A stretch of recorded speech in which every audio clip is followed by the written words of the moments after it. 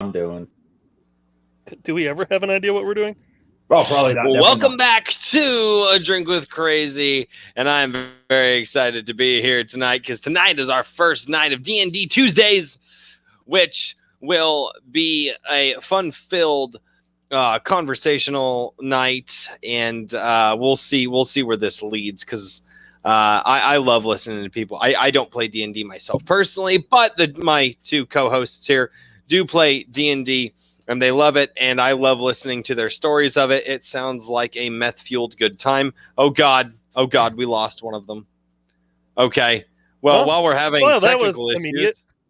Yeah, look. We didn't even make it a minute! We didn't even make it a full minute! I got nothing. But, yeah, so, yeah, that's, boy, that's professional. For once, it wasn't you or me. Huh? For once, it wasn't us. I know. Where the What was that? I don't know, man. I don't know. You made it 30 seconds. 30 seconds. That, dude. Literally, you're in the intro, and then all of a sudden, it's just ads. And I'm like, what? What? Okay. I don't even know what you did. I don't know what you did, but don't do it again. Yeah, I'm not touching nothing. Is that how long you normally last before you disappear? Or I last like maybe half a second less. Yeah. All right, new record. Anyways, continue on with the intro. Anyway, welcome to D&D Tuesdays, everybody. This is also a stream for you guys, so if you guys want to jump in down below and comment and let us know what some of your favorite moments are from campaigns that you've done and all that. We will read those comments here in a little bit. But I want to welcome my two co-hosts and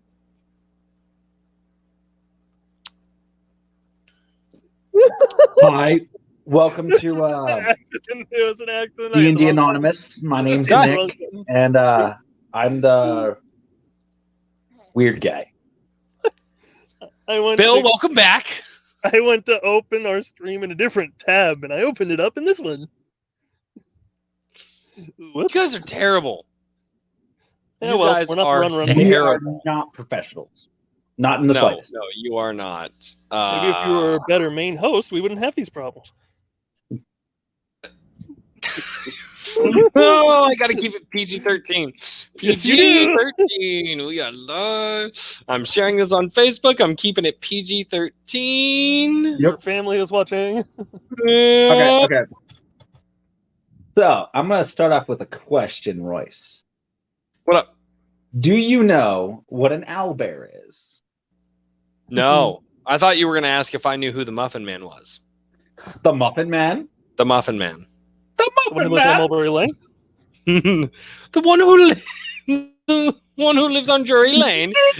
Yes, I know the Muffin Man. Well, she's married to the Muffin Man. She's married to the Muffin Man? The Muffin Man. The Muffin Man. The Muffin Man. So she's married to the Muffin. I love that movie. The original Shrek is so good. The first two were good. Everything else was not so good. Yeah, I'll even give the second one that. I thought the second one was all right. Not as good as the first. KM Goodson likes that we're doing the Muffin Man reference. So welcome to the chat, KM Goodson. We are going to get here into the D&D chat. So without any further ado, thank you to both my co-hosts, Nicholas James. You can follow him at Nicholas James 95 on Instagram, and you can follow Convoy Bebop right here on YouTube. His channel had to get my Instagram in here. Can I fit my Instagram name in here? Yeah, pop it down in the comments, buddy. But I want to see if I can change my name to it. All right. One of the things that one of the reasons I wanted to do this stream is because I love listening. Oh my God. I love listening to, just post it in the chat, to these guys go on about their adventures and their campaigns in D&D. It's a blast. It's fun to listen to. It's just like a cocaine fueled Lord of the Rings. No. It's like cocaine mixed with like speed at the same time, mixed with like meth, all at once. Well, Convoy Bebop is from Florida, so his D&D campaign is just inspired by Florida. So, stop it! No. Would you rather me cough into the microphone so you get digital Rona? I mean, you could also hit the mute button. Ain't nobody got time for that. Yeah, it is just shenanigans for sure. Knowing Nick, it's just absolute shenanigans. Yeah, I can see that. So, all right. So, just because I love listening and it's fun. It's really fun to just listen to this and have a good time with the D&D characters and all that. Like, I've even been like, I always ask Bill, I'm like, yeah, could you do this with a character? And he's like, it's up to your DM. I'm like, could you do that with your character? And he's like, it's up to your DM. And so now I just realized I have to threaten my DM with a knife and we'll be good. Okay. Mind if I start off? Because I'll give you two options here. Okay. So option I'm still one, here. I just got to start the truck. Do you want something from me as a player, or 2, me as a dungeon master? You get to pick the moment, man. I got nothing on this one. I don't know where you're going to go, how you're going to do, what you're going to do, when you're going to do. Okay. Don't die, Convoy. Here, I'll tell you best moment as a DM. Like, absolute best of where, like... Oh, Convoy Bebop is exploding. Oh, yeah. Nope, that's just the starting. Blue wire! Blue wire! They're all gray. Shit. I mean, darn. I mean, darn. I mean, what? I mean, crap. I mean, Barbra Streisand. Okay, so as a DM, one of the best moments for me is when everything goes so according to plan that you start questioning yourself. You start questioning yourself. Because literally the rule... All right, I'm still here. The rule of when you're being a DM is make a plan, plot the plan out, come to the table, throw the plan out because the plan already backfired dramatically and you need to have plan B, C, A, Q, and W all in your back pocket. So, long time ago in a galaxy far, far away. But somehow in the future. Yeah. Somehow in the future. Somehow in the future. So, I had this campaign called the Black Sands. And there was a moment Can't say that word anymore. Yeah, the campaign's called the Black Sands because the sands are just pure negated from all magic. Why can't we say that word anymore, Bill? But as a DM, you just go anyway. Yeah, anyway, I had this plan for the goblin mob, and pretty much I was trying to basically bop my friends over the head and knock them out as the DM, so I can basically kidnap one of them and basically bring them to the goblin mob and force them to do my bidding. So that did not go to plan at all. But the next session, because my friend Ben ended the first session with killing like 8, 9 innocent people while trying to kill one monster. He was a kobold that had dragon's breath. So he ended up just cone of fire into a mob of people, killing like 8 to 10 people. And I'm like, okay, you do understand that like there's holy paladins around the corner and you're definitely going to get insert expletive here. Pause for a sec. Just hold on. Who gave the kobold fire dragon breath? Who gave the kobold dragon breath weapon? Okay. Whoa. It's not dragon's breath, it's dragonborn breath. Yes, it's still derived from the power of the color dragon that they are. You are not wrong. But at the same time... I know, I play one. I know, I play one. In my campaign, I like things progressing. So if you're a kobold, you can progress to a dragonborn, you can progress to a half-dragon, you can progress so on and so forth, and as far as you want. So I have fun with that. And my players seem to go like, okay, why not? and it's We're in a just magical fun. So fantasy land. Evolution doesn't make sense here. no, my campaign is just sheer. I guess, like that's literally my campaign. My entire world is just. Bill, remember all that crap I was telling you? I was like, if we did a campaign, I want to do this with my character. Like, it depends on your DM. I think Nick is my DM. Exactly. Yeah. I'm literally a DM that if you have a crazy harebrained idea, I will say you can certainly try. You can certainly. I'll hit it up in the private. I'll hit it up in the private chat real quick, so that way you can read it because I don't want to give it away too much. But so that brings me to the point where, like, I'll let him finish his story in a second, because it depends on the DM. I've had ones that are more what's called raw, which is rules as written. Yep. Which is you read it out of the book and there's no room for moving.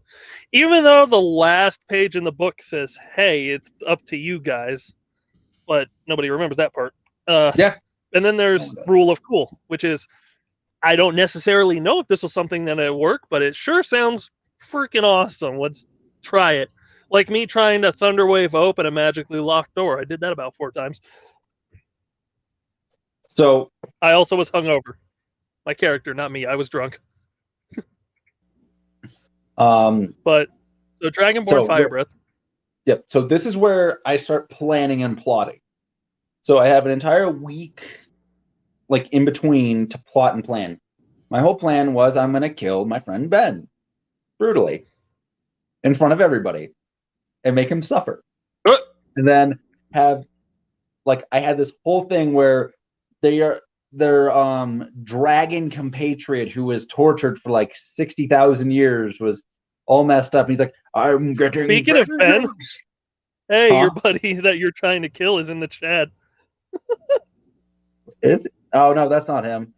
Oh, I just saw Ben. Yeah, I don't know Ben. No, that's Ben. What's going on, Ben? That's Ben. I know him from Airsoft. What's going on, Ben? How you doing, man? That's one of your friends. He's okay. Ben's been on the Runner channel more than once. Pumped you guys are talking about this today. Working on getting some local groups going here.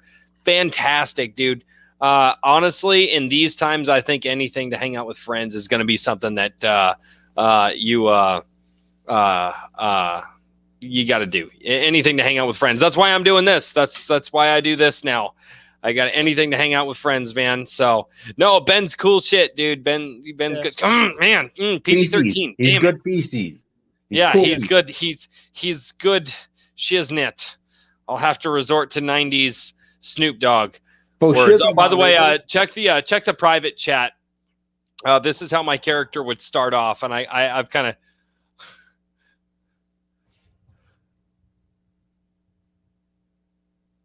Hold on. You just started as a normal, like, murder hobo. Like, that's normal. That's like the bottom bar. Like, come on, you gotta like pump those numbers. No, I got bigger numbers than that. Yeah, I mean, people I wouldn't have met otherwise. So private chat. I'm fixing his.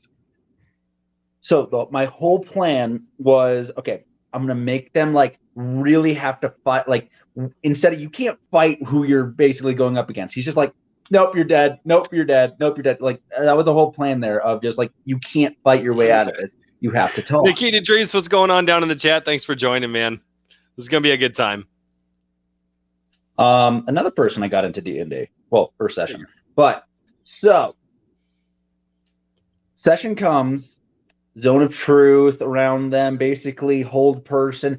Why did you do this? Use insert expletive. And then we go on this rant. I see them sweating and just sweating. So then they fail like a persuasion roll. And I just kill Ben. I just kill him. I just kill him outright. And I'm like, yeah.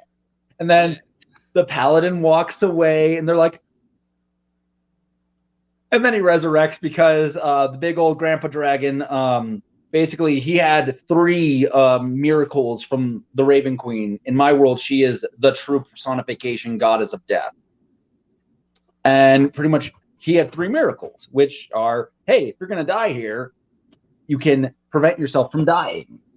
So he had 2 left. He gave 1 to Ben, and he had 1 for himself for later on. And then Ben just pops back up and then proceeds to grow. Instead of being a kobold anymore, he's now a dragonborn. And he goes, I'm tall. I don't want to be tall. I'm just happy with that.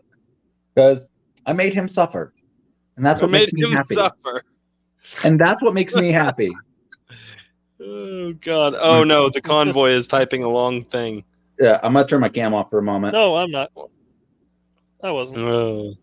I was making sure stuff shared properly.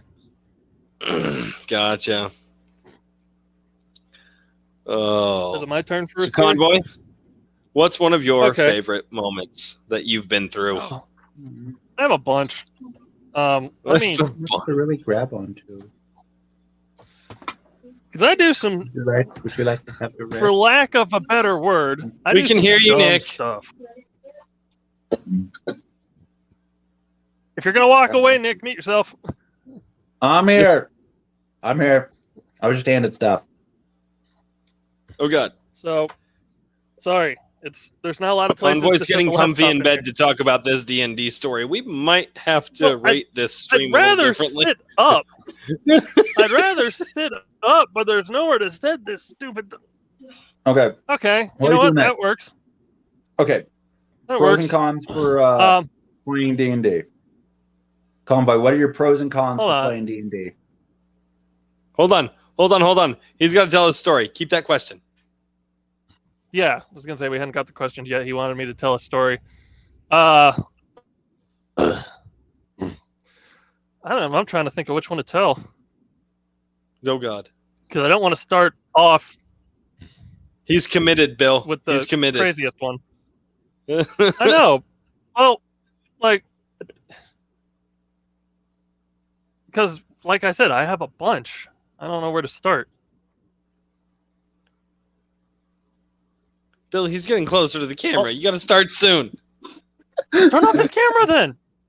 Turn off his camera. Throw him out of the room. It's true. I can do this. Oh God. Do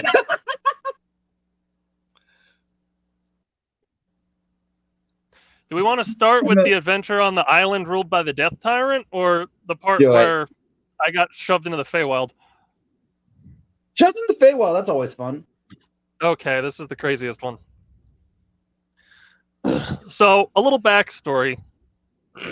Our rogue picked up... What's going on, Mr. Slayer? Charlie! Our halfling rogue decided to pick up a crown from a bandit camp. Hey, guess what? It was cursed. No. So, now, I haven't seen this, so I'm going to have to ask you guys, have either of you two seen the Dresden Files? No, I've been told. No, Albany has. Okay. Now, I forget how Alex explained it to me. Alex was my DM at that time. But it was kind of like that with the voice in his head. So the crown basically gave him a voice in his head that kept trying to seduce our rogue. Now, our rogue, IRL, also, well, our rogue in the game had no sexual desires to speak of, which good for him. I was the bard, but the wizard was the horny one. It was really confusing. Our campaign made no sense at that point. But anyways, so our party split apart. I had a flying broom that I'll explain the story of how I got that later on. But it's about perfect size for a gnome and a halfling. So we're going to the biggest city in the continent where there's a mage school that we'll we were hoping could fix him, because we couldn't see the crown that was permanently affixed to his head. So we didn't know. We just thought he was going insane. So a couple of nights, a couple of giant anacondas. I talked our way out of a fight with 2 giant anacondas. Phrasing. That were a couple of nights, a couple of giant anacondas. I'm trying were to they save in us like Speedos? an hour worth of... No, they just...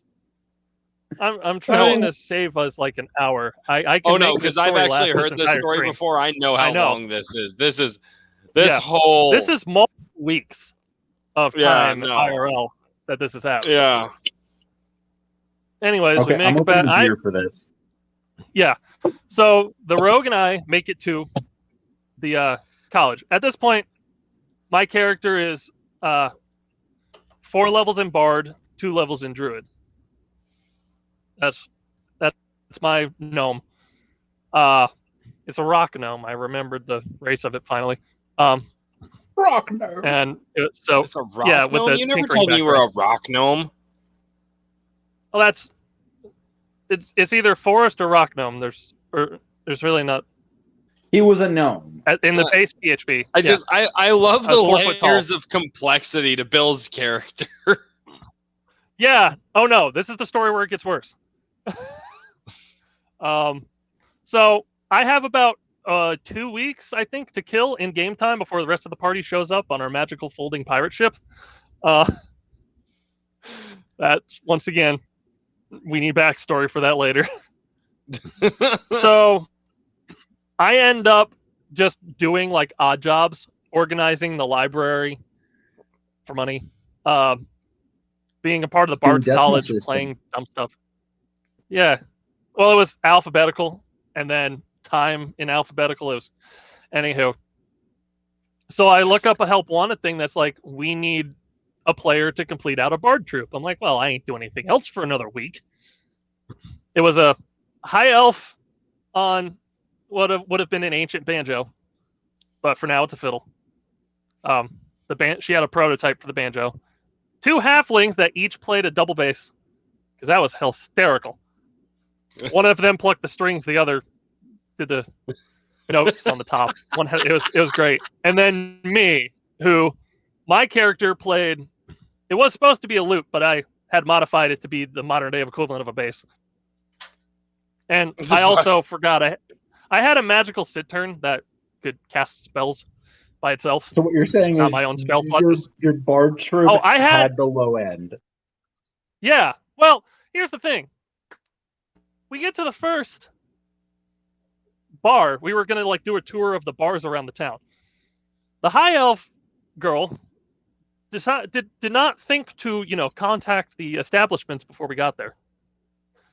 So I'm like, all right, I'm gonna use my +8 persuasion here to convince this guy to let us do it. And I decided to do a minor image like show of the final battle with the Death Tyrant that only happened to me like a month prior. That ended up taking 3 hours in game time. Well, we got paid a crap ton of money. And then all of a sudden, oh, you're that kind of bard. I'm like, what do you mean? What do you mean I'm that kind of bard? Turns out I'm one of the only few that uses magic. So we go through that whole week. My character gets feelings for the high elf. Come to find out, the high elf actually has no magic ability. Which, understanding Nick's face, Royce, high elves are born with a natural ability to at least do 1 magic spell from out of the womb. Yeah. So for a high elf not having magic is really odd. So anyways, 2 weeks goes by. I have a girlfriend. The rest of my party gets there. My character tells the rest of the party that I'm in a relationship, to which my wizard doesn't believe me and tries to get us to go to a brothel because that's how he is. So we all go to the rogue to see him in the hospital. He's not really doing any different. We're talking about, and I'm explaining to her, since we didn't take him there, her there prior. I'm like, yeah, he's talking about this crown on his head that we all can't see. And she goes, oh, you mean this crown? And grabs it off of him. And then we all black out. We all come back to. The crown's gone. And at this point, we're all just like, the hell fucking happened? Like, we're all messed up and hurt. So, the high elf, her name is Amara. Yeah. She proceeds to tell all of us that she was cursed by that crown 600 years ago. She is not 125 in elf's years. She is 725. To which we had this magical jar that was a gallon of whatever liquid you wanted it to be for that day. So my little 4-foot-tall, 95-pound gnome character chugs a gallon of dwarven ale in less than a minute because he just learned the in-game love of his life is an ageless immortal that has been cursed for her whole life. So I black out and I'm hungover for the next 4 days in game. So I was not in a good mood. So yeah, we go through that whole story. And then some people rush in and they go, "Hey, there's a problem down at the church." Okay, what's the problem and why are you telling us? It's like, well, it's your skeleton friend Jonathan, who is a vengeance paladin. He is an undead vengeance paladin.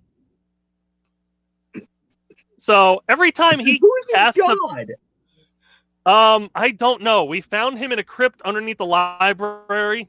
He's 4,000 years old, and he's just a skeleton in armor.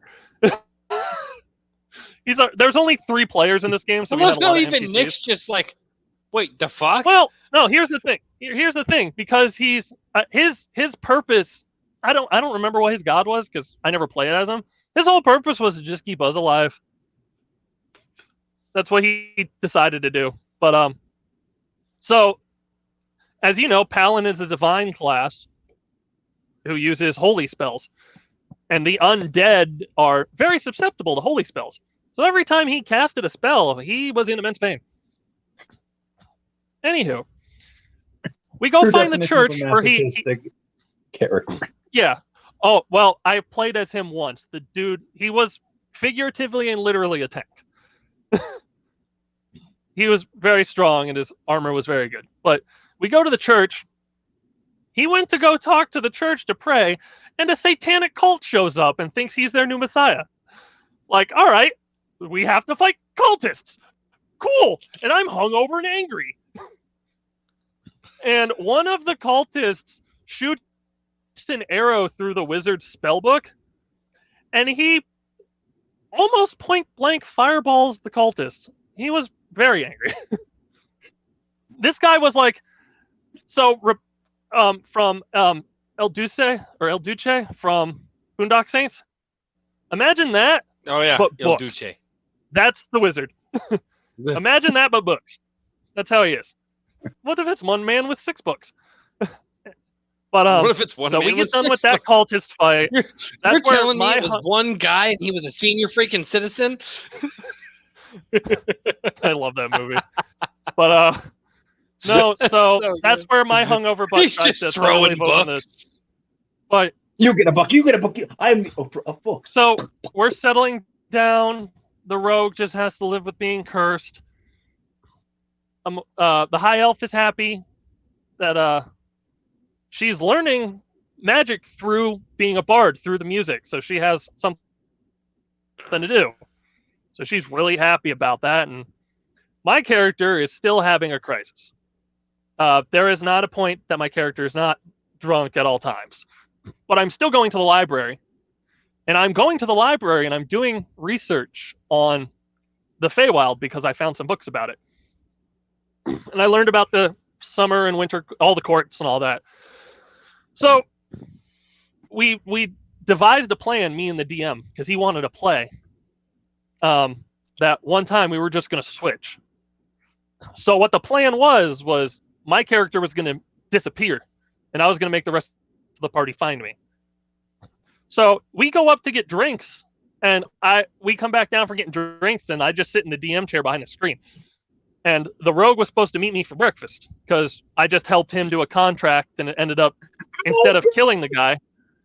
Convoy no, Bebop, my character's I think not obsessed with you. dailies in a shoe. No. Oh, Greg! I never dunked dailies from a shoe. But no, he was an alcoholic. But anyway, so we were supposed to kill somebody, but we ended up not doing it and exposing corruption in the city government. That was fun. As one adventuring party of murder hobos does. Yes, especially a gnome with a magical instrument that can cast levitate and invisibility without using a spell slot. It's great. Always. It was the I forget what it was. Hold up, like hold up. Bill, is your character just Florida? Because like, would you like me to finish the story? Your character just sounds like. Hold on. Let me interject really quickly. As a guy who loves listening to the stories, but I still don't know all of your stories. Let me interject just really quickly. Your character sounds like it's two 5-year-olds arguing with each other, and it was just well, my laser sword cuts through time and space. Well, my laser sword cuts through time and space and the universe. Well, my laser sword's a dinosaur. Like that's what your character my sounds laser sword's like a billion right plus one. right? And it's literally just like as an outsider looking in, like you're just like, oh, and by the way, my character can do this, and I'm just like, say what? Well, here's the thing. This is you what don't the even beauty know of a what bard characters is. can do. Yeah. Okay, this is the weird thing with a bard. Quick anecdote. So, speaking of your wizard friend, I played a character very similar to that, and he was a teleporting ranger who basically spent around 500,000 gold just on spell books. One specifically for damage spells, the other one for healing spells, because we couldn't have a healer worth the insert expletive here. So I literally was why able is a teleporting ranger funny? Because it's awesome. I can literally teleport from place to place to place to place to place. You spelled his name wrong. It's great when the comments are like, "Oh God, this a-hole." So I literally built this character to kill everyone in the party. I literally did that because there were a few players I played with. I'm like, you're just a little too OP. If you decide to turn against us, we're pretty much boned. So I made a teleporting ranger. Minimum damage he can do is like 600 points of damage. Just without spells, without any prep, 600 points of damage out the gate. And he can do that 8 times around. Because I had an oath bow, I had a bow of multiplication, I was able to shoot 2 arrows per, and then eventually that became 4 arrows per. So I was doing 8, and each one of them had all of the elements that did 2d10 worth of damage per arrow. So it very quickly became extremely Final Fantasy levels of stupid. Real quick, Royce, before you say anything, what level was that character? That character was level 13. The character I'm talking about, Royce, is a total level of 6. Is literally half his level. And doing just the stupid stuff. Yeah. Also, that's the thing with a bard. I can talk my way in or out of anything. And I am good at it. I've seen bards fail at that. Yes, I have also failed. Like the one time I tried to kiss a flying snake goddess. Anyway. Rolled a nat 1 on that. That ruined me. Anywho. Who wouldn't want to try to sleep with a Naga goddess? Like, come on. The stories. Imagine the stories. What the fuck? No. Hey. A Naga goddess is rather slippery. Oh, God. That's not how snakes actually are. I mean... No. Well, it's D&D. What can I say?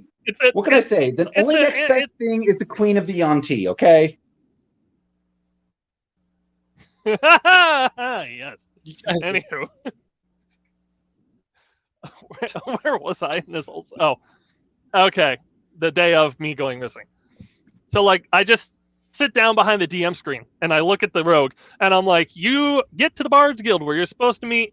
My character was named Lemmy Iron Sparks because I made him originally when Lemmy Killmister passed away. It was 2 days after that happened that I made my first character, hence the base, hence all that. Did he have a big-ass war? And, no. No, I cannot do his voice. My God, my throat would still be messed up, and this campaign was 2 years ago. Well, I mean, you could just talk down here the entire time. But, so I sit down, I'm like, all right, you get to the Bard's Guild. Lemmy's not outside like he said he would be. Where do you go? And my rogue just goes, looking back and forth between me and the DM. He's like, I don't like this at all. So he goes up into the room. The high elf has anger problems, mind you. So she's just chucking empty alcohol bottles all over the place.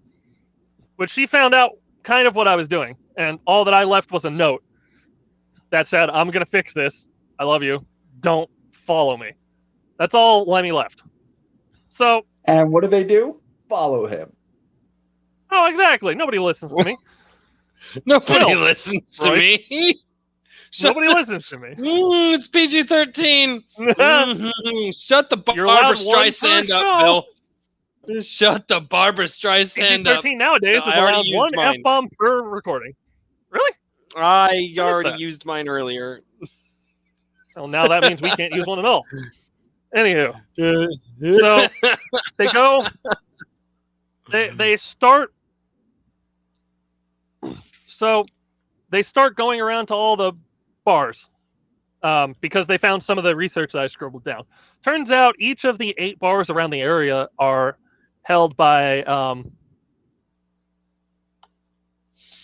what was it? A pile of dead bards? No, they were connected to the Feywild in some way. I know they're not Archfays, but they're close. The northernmost bar was held by an Archfey. So what I did was, let me put it this way, Royce. Nick, should you make a deal with anybody from the Fae? No. Cool. Yes. My character made 12 deals. Well, depending. Oh, mine were all bad. I had one. My character had one goal in mind, and that was to make it to the Feywild. So I made 12 separate deals, completely unrelated. Yes. What? KM. I'm sorry, I don't have my glasses on, but yeah, no, correct. Here you go, Bill. That is correct. Yeah. At no point did my drunk character make any good decisions. The story gets worse, trust me. So they eventually realize, after going from camp to camp, bar to bar, and during their travels being met by weird woodland creatures that turned out to be my character drunkenly wild shaping while he was sleeping, because I was asleep during the day. I ended up picking a lyrebird companion up in the process. Now, if you don't know what a lyrebird is, look it up on YouTube. It can mimic literally any sound it hears. So a lot of the time, it's like camera lens noises, chainsaws. Like, that's the calls they make. It's just noises they hear. And it's pitch perfect. Yeah, look it up. David Attenborough does. We're walking through a jungle, and all of a sudden... Yeah, no. There was one that would keep making the noise of the lens capture on the nature cameras. It's old. It's like BBC Earth, old David Attenborough narration. Like, it's great. I'm loving everything. So that a-hole. Yeah. So they decide to cut me off at the pass. They meet me and my drunk self in the middle of the night, and my character goes into a rage about how they weren't supposed to follow me. And because I still conferred with my DM, so I didn't mess up anything in his world, because this is all homebrew. He allowed me to cast a spell that was 2 spell slot levels higher than I'm allowed to do because my character was that inebriated, and I disappeared. Again, it was some sort of fire tornado that allowed me to escape. Whoa. Okay, hold on. For the new guy here. So, drunk makes you powerful.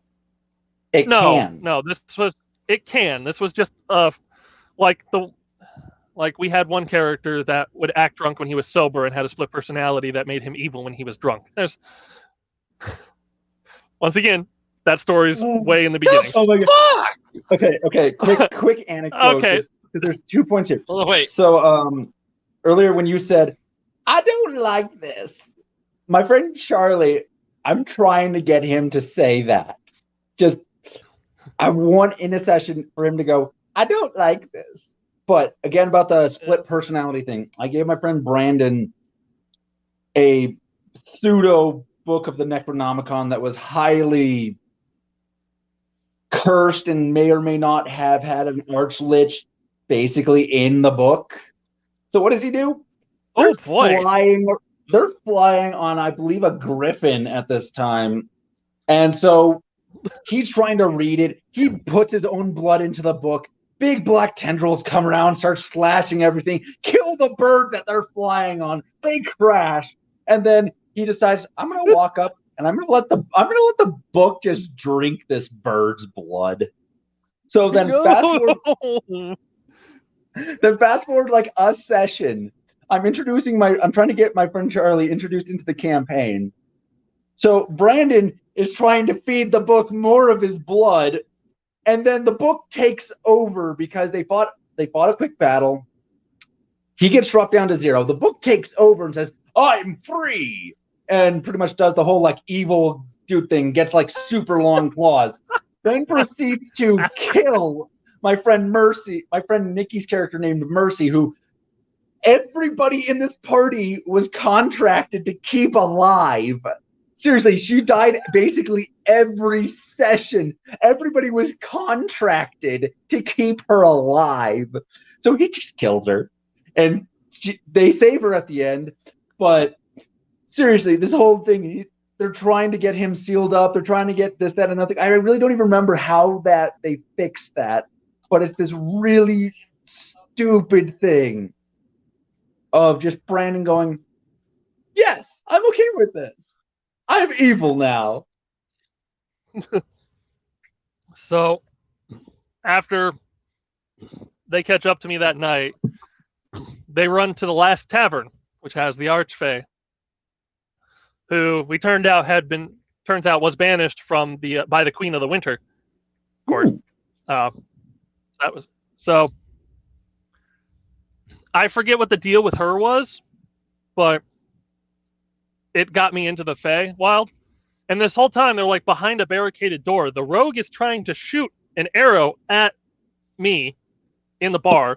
Come to find out, he basically had the medieval equivalent of horse tranquilizer on the end of that arrow.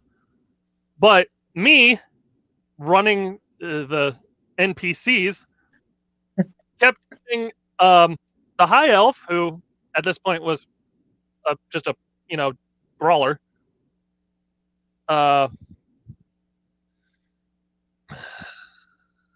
Royce. Yo.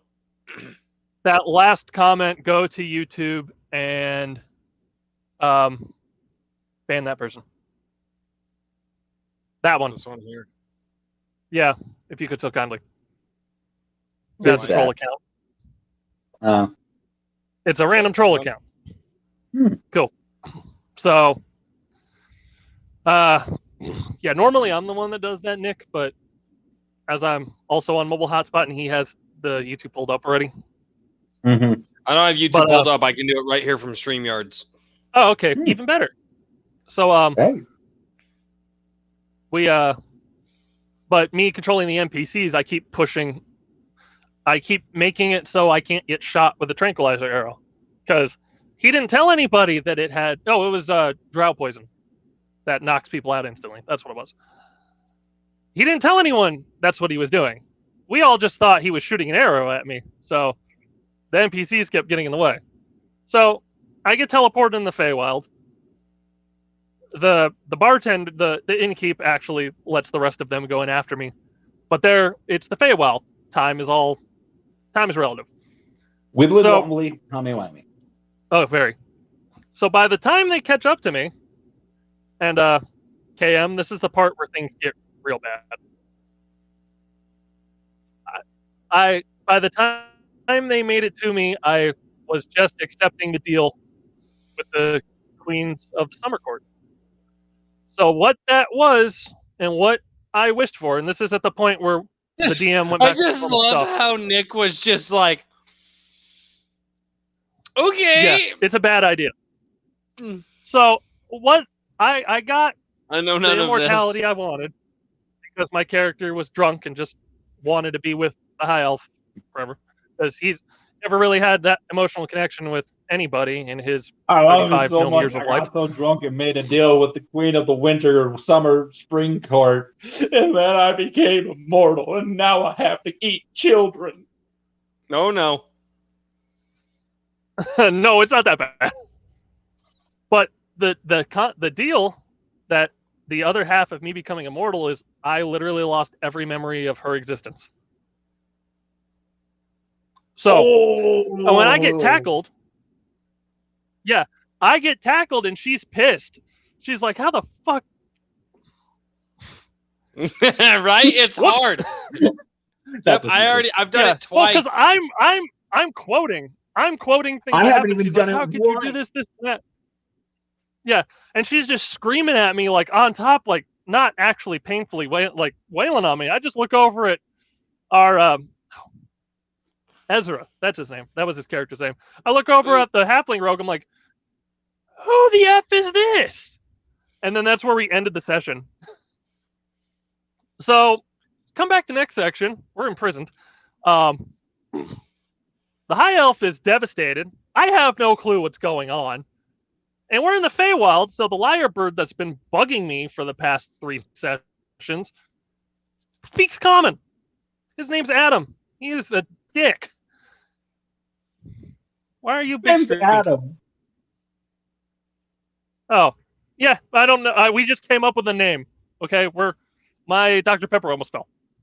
Hey, his name is Tony. No, but so we're in the Feywild, and it's like, how are we going to get out of here? And I'm like, are we just in a regular prison cell? He goes, yeah. I'm like, I'm a wild shape into a snake. So I wild shaped into a snake, which the bird was very unhappy about, and I kept messing with him. And I started talking like a snake in game, like over enunciating all the S's. Because I was sobering up at this point in the game. But also because in real life I was about 8 beers into the session. You're the sober bard. And they weren't small beers. They were like, he was the sober bard, but he was the drunk Bill. Yeah. So we managed to sneak into the guard area. I unwild shaped, pulled levers to open the cells, and Snake again got back to the people. Guards showed up. Guards got killed, not by us. Turns out one of the levers I opened released a Minotaur. That was fun. We got up out of the dungeon. Wait, was it a Minotaur Baphomet? I don't know. It was just not something we wanted to mess with. You should have fought the Minotaur from Baphomet. It's so fun. Dude, I had no control over this. This was, like I said, this was all homebrew as well. So, okay. Like I went to use an entanglement spell and it got everybody but him. But we busted into basically the dinner hall where everybody was, and I tried to talk my way out of it again. I'm like, hey, there's a Minotaur back there. We're just gonna keep going, and then I get magically stopped and levitated. And once again, I struck another deal because I'm an idiot. Basically, they were gonna let us go and give us a head start. Okay, so here's where I'm at. Here's where I'm at, Bill. Here's where I'm at. Your character literally takes every bad deal from used car salesmen ever. Oh, hold on. No. This deal at least gave us a chance. It was either that or we died on the spot. Which the Minotaur got yeeted into another dimension. I can tell 2 stories with how long this one is. I know. He wanted this story.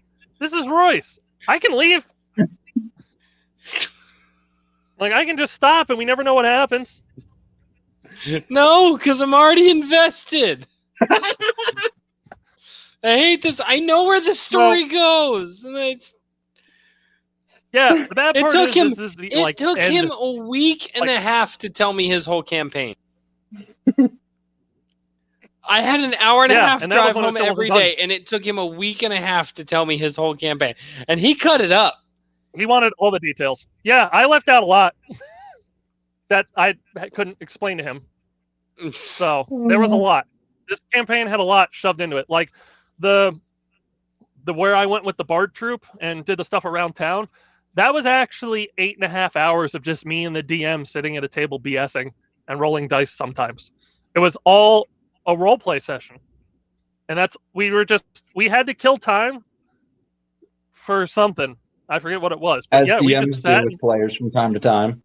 Yeah. Hey guys, I'll be back in just a second. Oh, Mr. I'm Invested is leaving. Yup. But anyways, we start running. I am invested. I'll be right back. Do you want me to wait? Let's wait for Mr. Invest to get back. No, you're cool. You're cool. Keep going, because I kind of know a lot of this story. Give me a few. I'll be like a minute. I'll be back. Okay. I can wrap it up and then. All right. I did tell him this story when it happened, to be fair. So it's his fault if he doesn't remember. But yeah, we just start booking it. I forget what direction we picked, but we just started booking it. Yeah, the Feywild's weird. They just basically, there were centaurs in the distance to constantly remind us that we're never too far away. Arrows would whiz past our heads every once in a while. And we're just running. I know where we're running to. We're running towards winter. It's where we're going. When we make it, and for some reason, standing at the edge of winter, or no, we made it into winter. I don't remember if they went or not, but either way, there's the Winter Queen there, all in what I can only describe as heavy berserker armor with a giant sword. It's just there. And she's like, why would I let you leave? Why? And at this point, RRL, our rogue, was tired of just being a rogue. That's all he'd ever really played. He didn't expand into other classes. So my DM was like, hey, we can multi-class you into a spellcasting class, but I have to fit multi-classing into the story.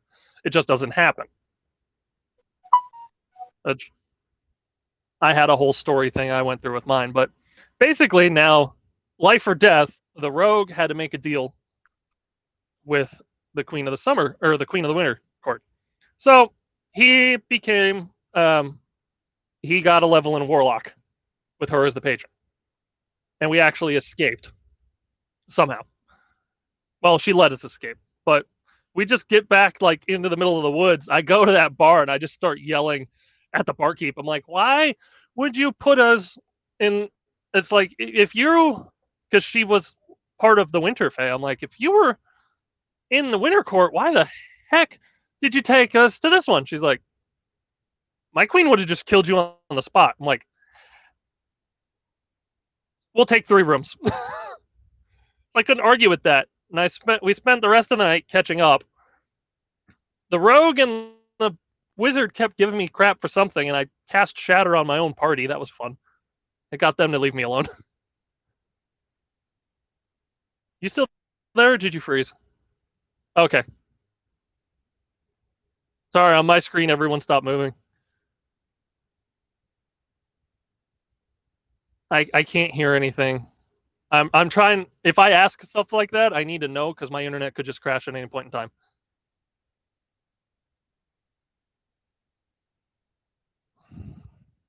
Did you actually say something, or are you messing with me? I lost sound. Hold on, I lost sound completely. No, Nick, you can't. Okay, sorry. I could not help it. No, I can't hear you. I'm sorry. I couldn't help it.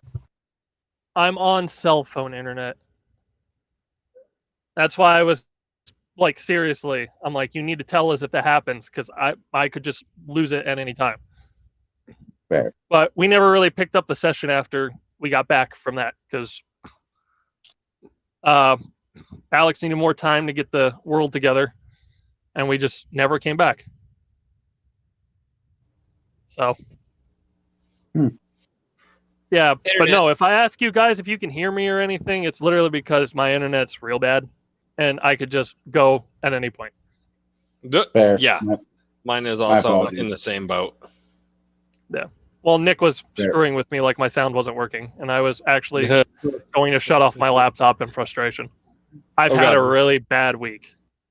My truck has been stuck in the shop since Friday, and I'm not going to get much of a paycheck for being stuck in a hotel. Yikes. Yeah. So would you like to hear some stupid stories? Well, were we gonna do questions and answers and crap?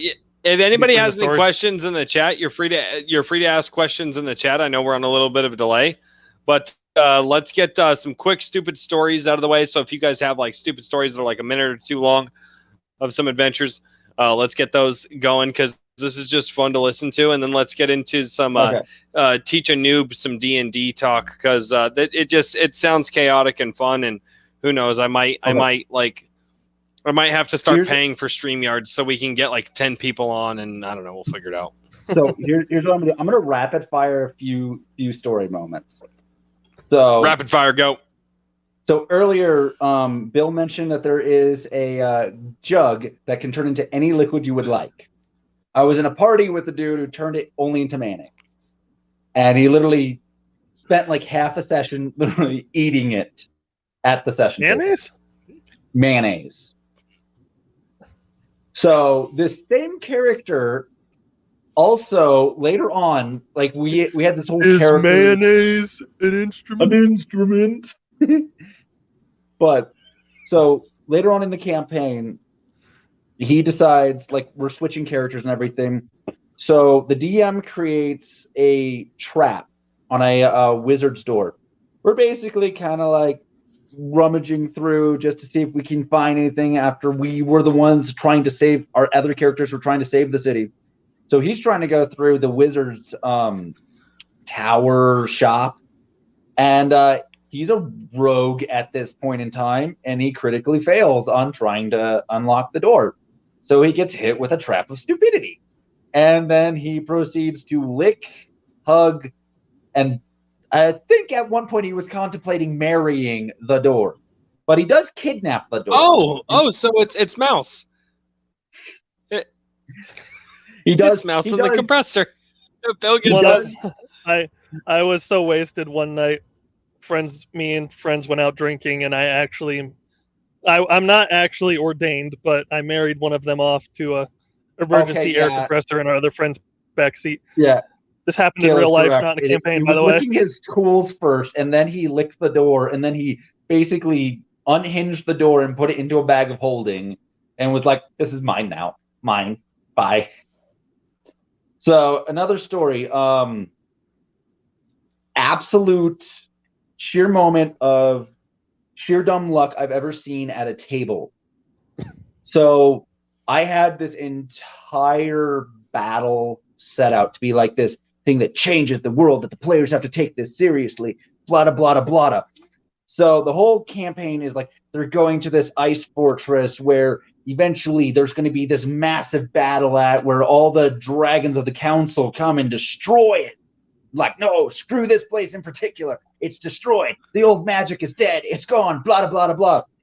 So they get like a night before like obliteration.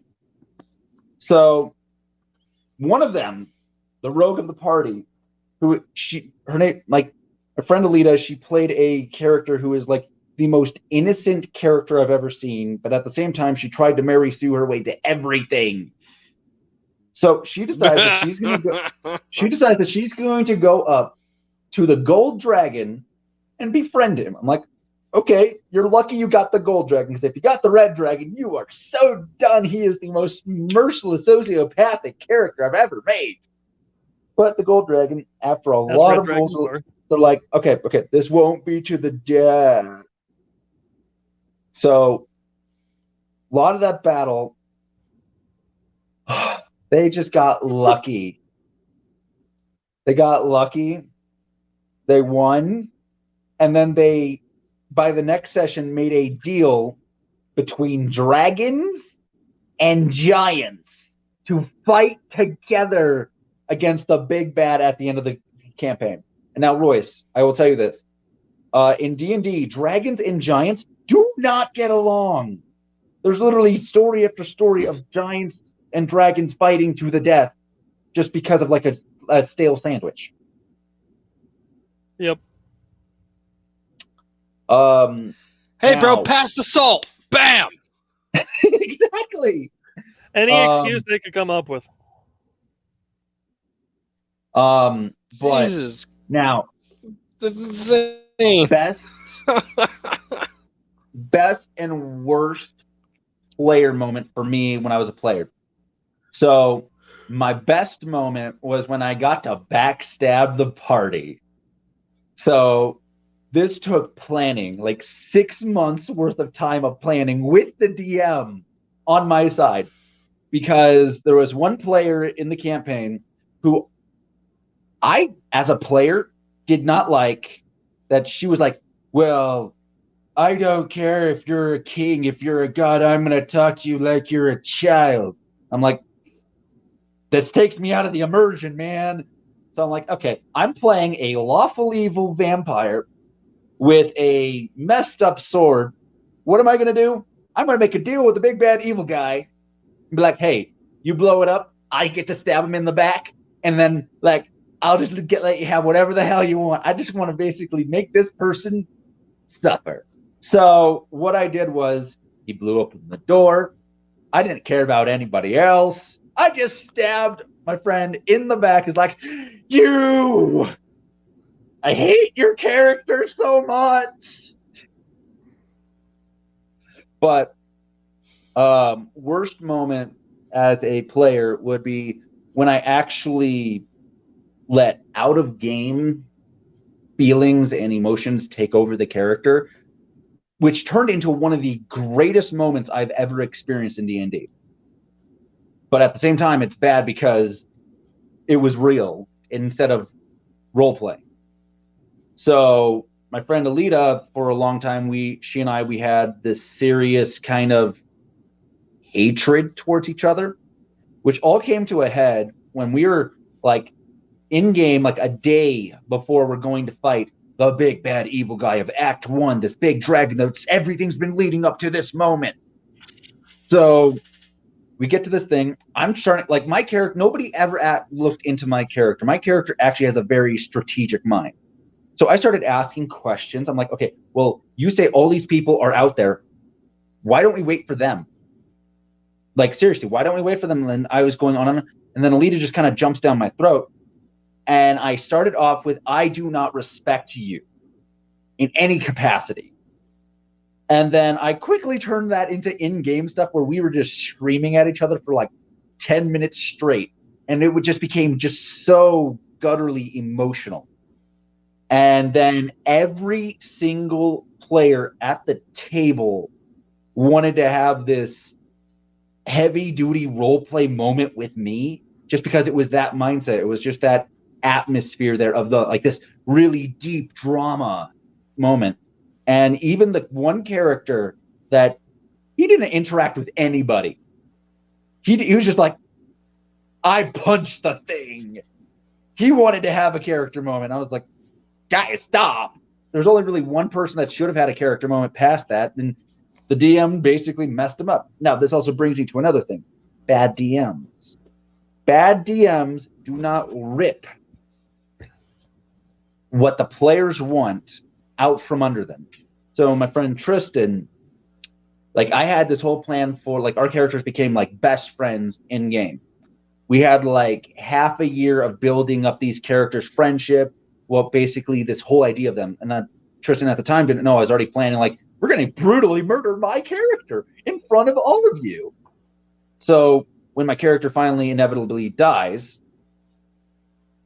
the DM let every other player at the table have a character moment with me to say their last goodbyes. And when it finally came to Tristan, he completely was like, nope, you're out of time. And Tristan was like trying to edge his way in there, like, hey, come on, can I have a moment? Can I have a moment? Come on, we have limited time. A bad DM will say, you're out of time. No. I will honestly say any good DM that is worth their salt will say, I'll make time for this, because this is important to the players and to the character. Just completely, this is the last moment of this character interacting with this other character, and they have all of this history, they have all of this buildup, and you're just going to say no. That's just bad DMing, in my opinion. So, one last rapid fire. So, in my first campaign ever with me in as the player, I got super lucky that every single time the DM's like, I want a full 6. I want you to roll saves for all 6 stats. Every single time I got lucky, and I've passed every single time. I'm like, yeah. So this time, which is like the end of Act 1, we spend like 2 sessions fighting this insert expletive dragon that is just so irritatingly annoying. And this is the height of when I played D&D while drunk. So we're going. I'm getting really drunk at the table. So we do the whole 6.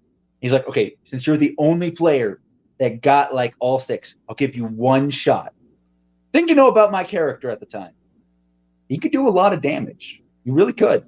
And he had a Ring of True Strike that was always on, like passively on. So in other words, I had advantage on to hit rolls. And somehow I do hit, if I remember correctly. I just don't do enough damage. No, I didn't hit. It was like, and then it just didn't hit. And I was like, so I get so fumingly furious out of this. I storm off. I basically scream out in the courtyard. D&D is a drug, man. It's a drug. Welcome to D&D talk. Oh yeah. Yeah, I did miss. But so, best and worst moment, I guess, for me then. I mean, I didn't really have any. I haven't been playing as long, and there was a very large gap in between my first and second campaigns.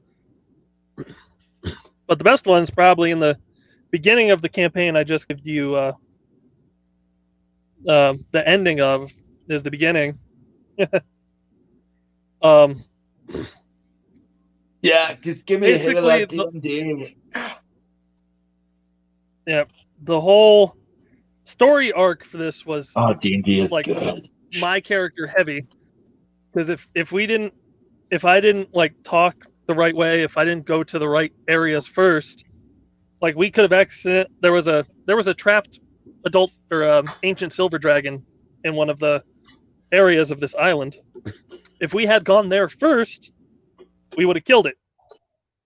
Instead, we went there second, got told what was going on with it, so instead of killing the dragon, we ended up recruiting it. So by the time that we got done with this whole story arc, this was supposed to be just 2 sessions of a one-shot, and it turned into the rest of our campaign. But in those 2 sessions, I managed to get the help of a shambling mound, recruit an ancient silver dragon who had been trapped there for like 300 years, some fire salamanders, and creepy water. No, we didn't get the help of the weird water people because they wanted to kill the dragon.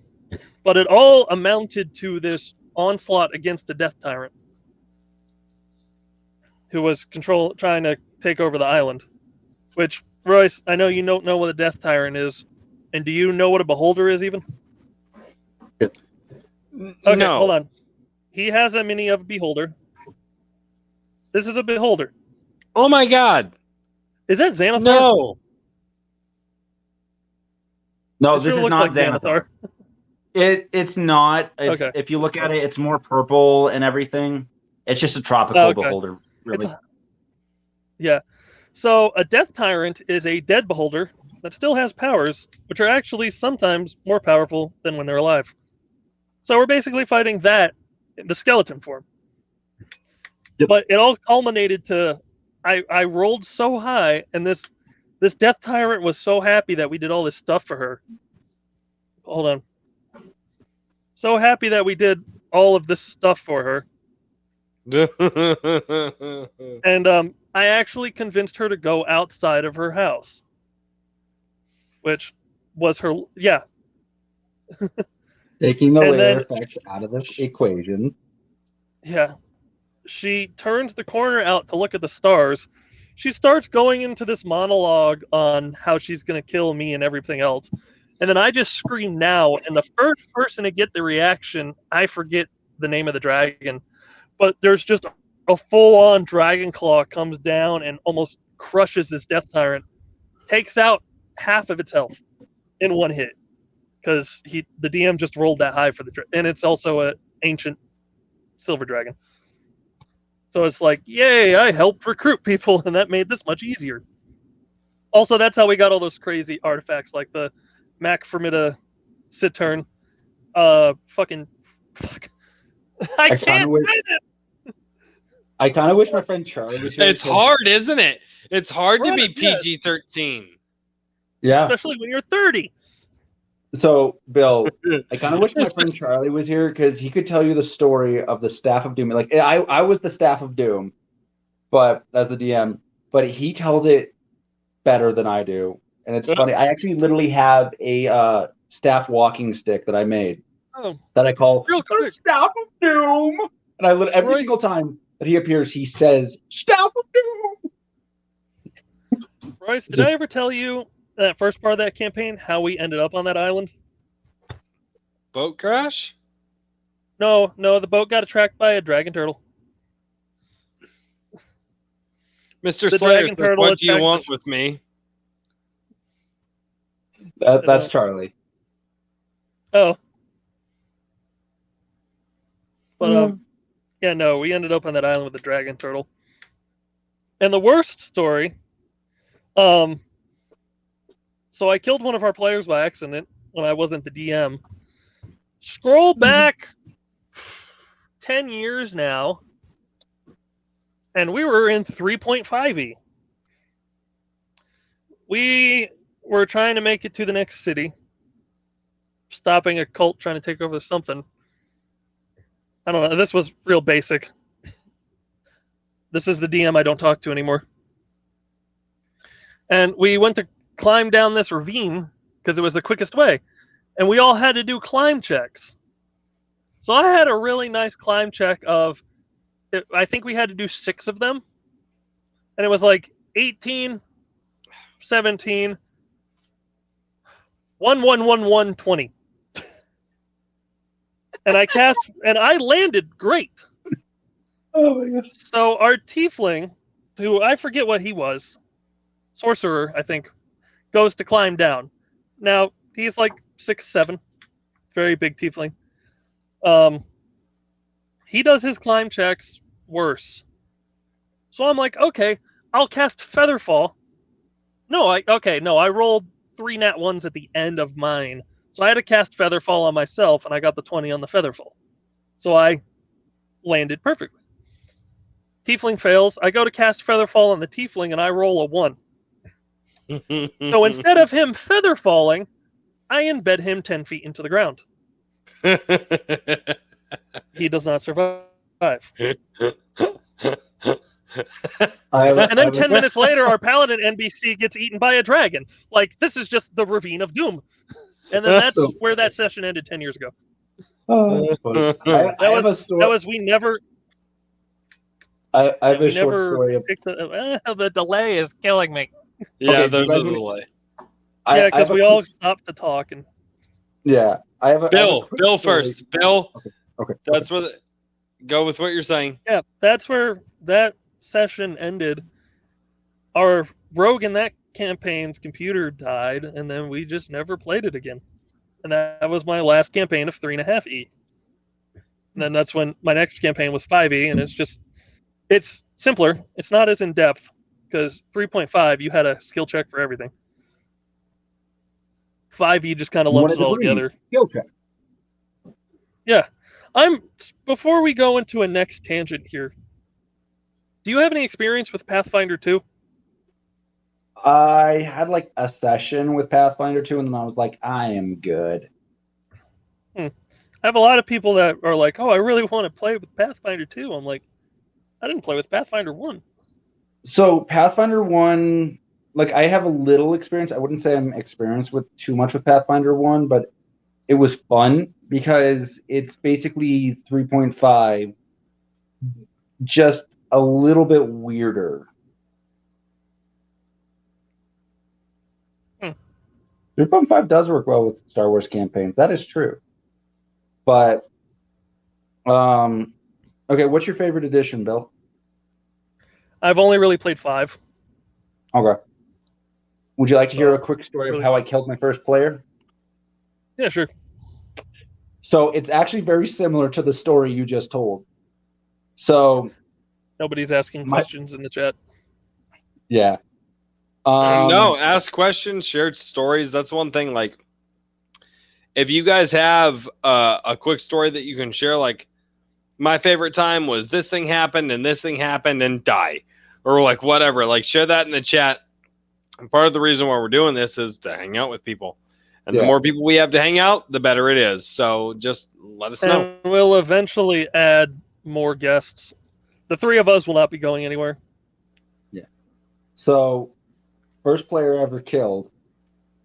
They just got done fighting a demi-lich. They spent like a session and a half, like searching the castle, blah, blah, blah, blah, found the demi-lich, found their way to kill it, basically destroyed the crystal there, and then they're trying to find their way back since now the city's floating again. What they do is I tell them that they need to make climbing checks.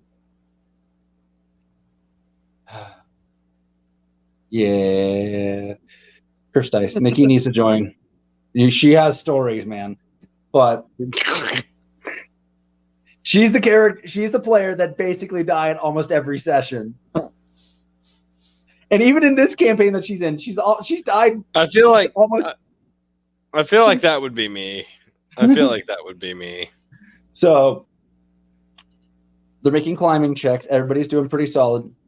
My friend Andrew is playing a like 3-ton Warforged, and he crit fails, smashes through the boat that's waiting for them. Warforged is basically like an arcane android. Yeah, it's just basically a sentient robot. Hence why he weighs 3 tons. Yeah. We had to. He wasn't reacting at all. I'm like, he doesn't know what a Warforged is, right? So I don't know what most of this is. That's why I'm listening to you guys, because it's just kind of fun. So they get down, they try and revive him, and then this is the hilarious part of my friend Andrew. So this is how it becomes. I killed a player, and then it became a twofer. So Alita, who's playing this Shatterkai, which is basically like a dark human that works for the Raven Queen. So her character basically does this kind of prayer to the Raven Queen. Please let me bring him back. I will give my own life if you bring him back. So the Raven Queen's like, okay, fine. I'll let you bring him back. But I'll let it be his decision. So Andrew, with this smirk, just like, I'm good, man. I'm good. And the Raven Queen goes, hey, you gave me your life. This was the deal. You gave me your life to give him the option. He didn't want to come back. Yeah. He's just like, no, I'm good. So then Alita looks at me like, what? And then looks at Andrew like, what the fuck? You just killed my character. He's like, just this like this meme-ish smile, just like, yeah. I then proceeded to kill his 2 other characters and no other player characters, both of them by accident. Oh, I don't know how to deal with this. Oh, I got a funny story. During that 2-week split in the campaign I was talking about in-game, this was the one time I played Jonathan, the Vengeance Paladin. Skilly. We were on the boat, and we were on the boat moved to whatever size we needed it to be. It could be anywhere from a dinghy to a full-on galleon, and it folded up to about the size of a book. It was magical, Royce. Magic, man. Just say magic. Hold on. Drugs are bad, okay, kids? Drugs are bad. All right, Nikita Dries says, I have stories. Nikki, tell us what your stories are. Yeah. Tell us what your stories DM them directly to Nick. Oh, wait, no. I get it. We're not talking about.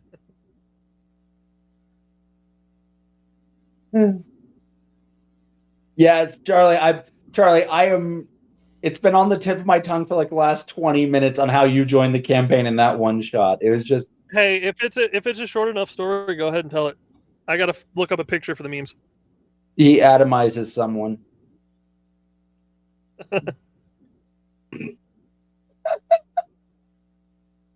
It's so. Did you just like welcome Dr. Manhattan into your shit and just? No, it's better. Was that the? I was gonna say there was a planet. I saw somebody had a Planetar comment earlier. Really? Oh yeah, it was whoever KM is. Yeah, that's Kayla. She yeah, OP Planetar. So back with the story of why like the betrayal thing, the Planetar. So she had this weird curse where she had to be teamed up with a succubi, and what she used to do is she could basically take anything and make it their weapon. But the thing is, she can't do damage to him. He can't do damage to her. So since she had the big strength score and the extra radiant damage to whatever weapon she is using, she decided to literally beat an MF with an MF. Yes. What? Favorite thing. Yeah. She literally picked him up and proceeded to use him as a club. And he took no damage. You're using a people as a bat. Yes. Yes. And beat another people.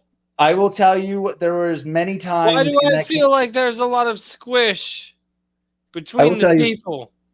They're wearing armor. I will tell you. So there's a lot of crunch as well. I will tell you, there were many times in that campaign she did not pick him up by any normal appendage, and I will leave it at that. Ah! No!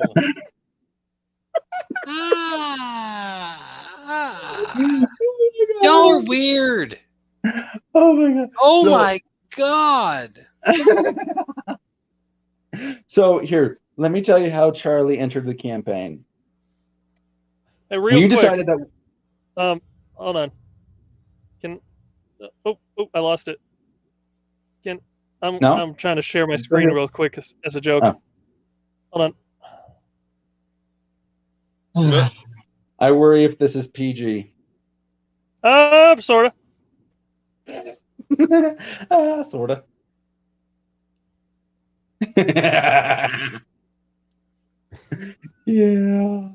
The original Dungeon Master from the original movie. He just goes, yeah.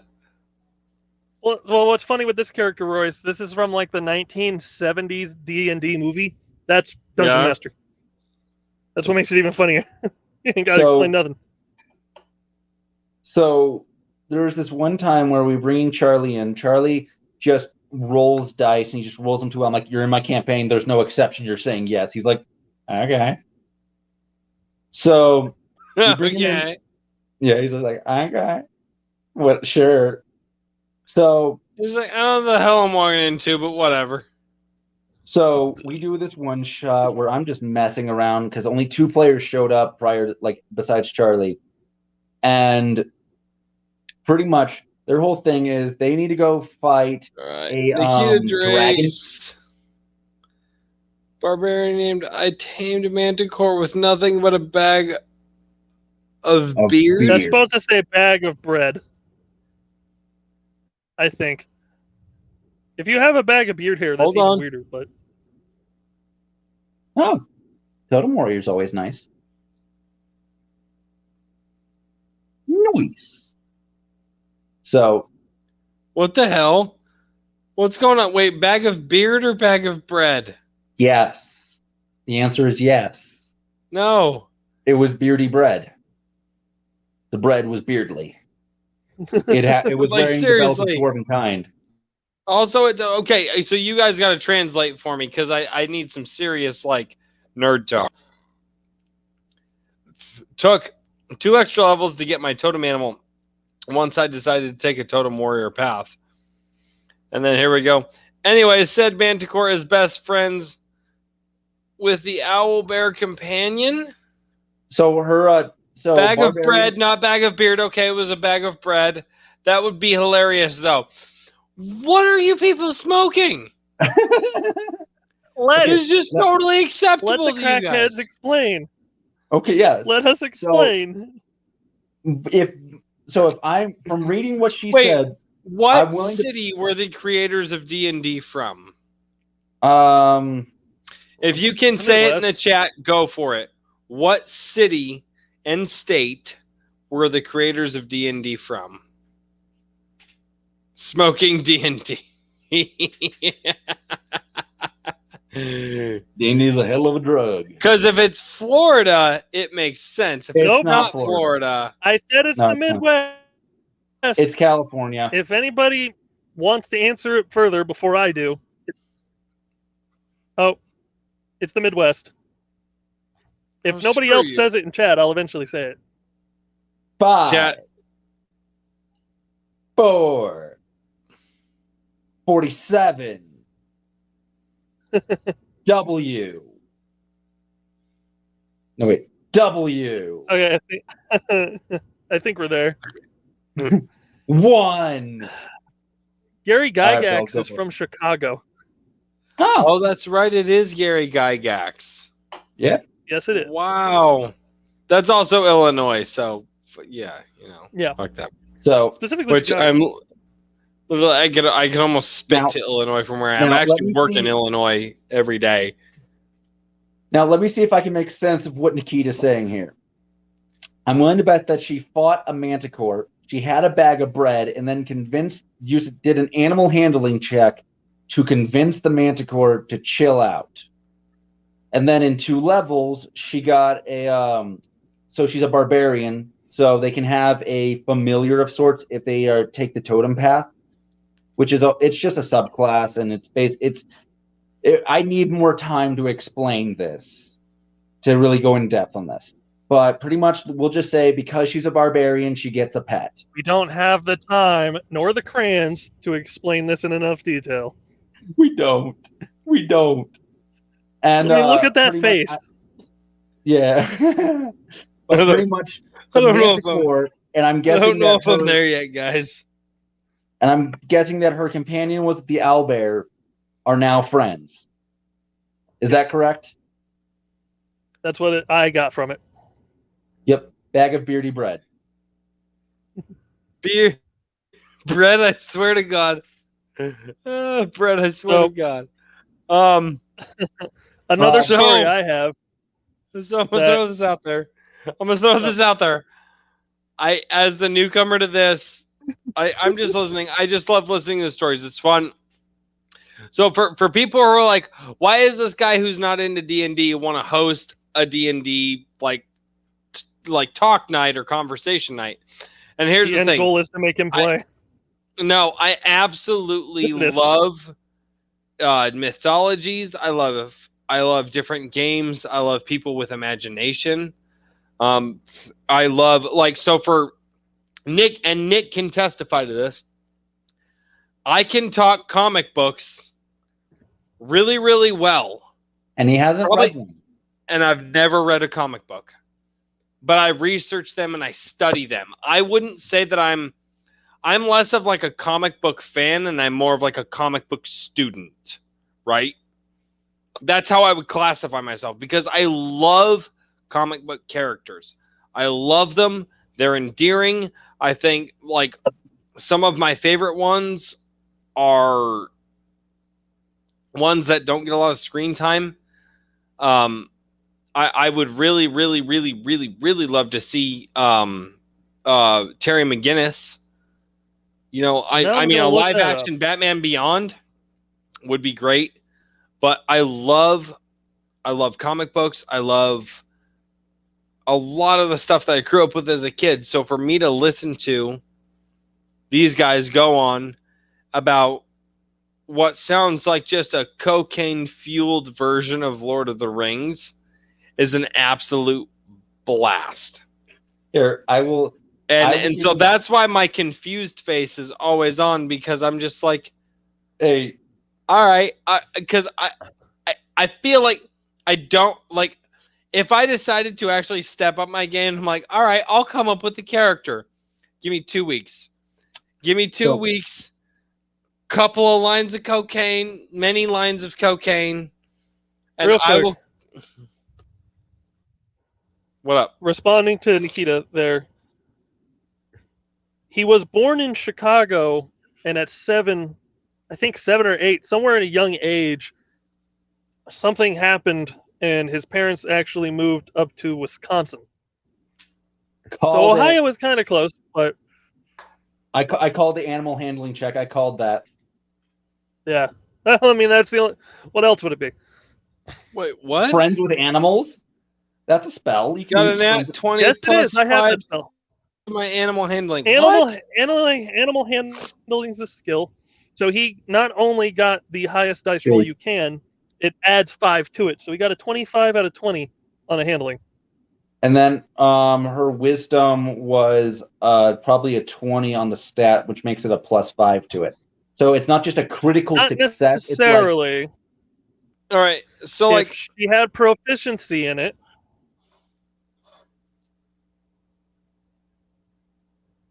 Go on. Okay. So yeah, it could just be a +3 in the stat. All right. So let's do some version of this, because I am new to this, and Bill knows this. Can I just inject cocaine into your eyeballs for a quick moment and tell you how Charlie entered the campaign? It's quick, man. All right, go for it. And then I'll do my Pirates of the Caribbean story. So Charlie, we're doing. Hold on, I want to do a thing. I want to do a roast my build of like this thing that I have been thinking of, because I've been talking to you too. This is the you can't actually do that thing. You don't know this thing. Let me inject some cocaine into your eyeballs right now. So we're doing this one shot. I just say, okay, whatever to the rules. I don't care about the rules. We're just doing this. So everybody is playing this weird character. Charlie's basically playing Kratos. And he decides, all right, I'm going to throw Ben at the prince so that we can get in there and save him.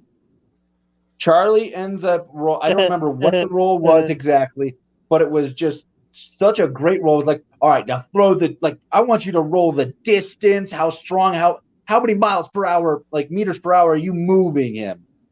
So he throws Ben so fast, so hard, he basically hits the prince, atomizes the prince into just this pool of blood that paints the entire room perfectly. Mm-hmm. So he then does that again with Nikki, basically almost kills her. Then he gets up there, I don't remember exactly how, and then they slide down a magical boat down the stairs to the throne room of this dragon cat. They proceed to fight the dragon cat, and then if I'm remembering correctly, Nikki charms the dragon cat, who is basically just the Cheshire cat, into being her familiar.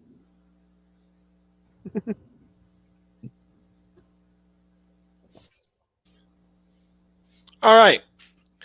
So let's do a little bit of a roast my build. Let's do a little bit of a roast my build, because I've been talking with these guys, and I've put about a day and a half of thought into this.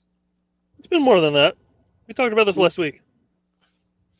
No, I gave you the premise of it, but I've actually worked on more of it in like the last day and a half, because let's face it, when I'm doing paperwork, I have nothing better to think about. The cat took Charlie's hand. Wait, what? The dragon cat took his hand. Charlie's hand. No, next one. Though Nikita, to guess, I'm going to assume your totem animal was a bear. Owlbear. Just throwing it out there, Moon Bear Bear Moon. So here's where I'm at. So this is my starting character. This is where I start. At level 1, mind you. At level 1. So the backstory of my character is this. As a child, his dad was a boat maker. He was the greatest boat maker in his little village. The warlords, yeah, the warlords wanted the father to make a boat, but he was too prideful and did not want to betray the kings of his land. And so thusly the warlords went through and slaughtered all of his people. Now, using a magical beast or a magical thing that the child doesn't really know about, he was the only person left. But because he was the child of the boat maker, the warlord decided that he was going to curse him and make him a person that nobody ever wanted to be around. So he was cursed with being a kleptomaniac and a pathological liar. So Pauly Shore. So Pauly Shore. Pauly Shore, fucking right. Dude, Pauly Shore, dude. I love Pauly Shore. Have you heard his fucking his comedy special? Like, language. I have. Yeah, language. Dude, Pauly Shore. Sorry, I apologize. But your family is watching. No, so you were well, potentially watching. So, so he was cursed with kleptomania and pathological lying. The only way he can speak to people is in lies, and most people cannot tell what he is talking about. And so he grew up his whole life wanting to get revenge and went to many different teachers to try to get them to teach him how to fight and how to become the person who could take down this warlord who has this magical creature who cursed him so he could go kill them. But the problem is he can only speak in lies. And only the people who understand that he can speak in lies. So for instance, I did this stream because I really love listening to my buddy tell stories about D&D. He would say something like, I absolutely hate streaming. I don't know why I'm doing this. My friends have stupid stories about D&D. This is dumb. I don't know why I'm doing this. He can only speak in lies. And then on top of that, he cannot resist the ability to just take things from people. He can't. The only time that he can is when he's around any sort of, and I'm assuming D&D has this, tell me if I'm wrong, sacred water and or an ancient magic. I will tell you, yes. Holy water is very easy to make. But he can only, the only time he is free of his curse is when he is around a sacred water or an ancient beast, an ancient sort of creature. I will tell you right now that his curse is actually very easily broken because you can just get a necklace of holy water. No, it is. It is. The problem is he's really clumsy. So he'll break that Easy necklace. Enough. Oh, I know. Okay. But this is just. But so here's a roast, because right? you guys are going through this. But this is literally what I've thought of. This right? is a roast. His whole goal, and he's going to be. I wanted him to be like Aragorn, right? Like the sword fighter, all that crap, But this is literally just the basic backstory. I literally have not gone into the depths yet of this character. There are more depths that I've thought about, none that I'm willing to talk about here because I still need to work on them. But that was my character depths, right?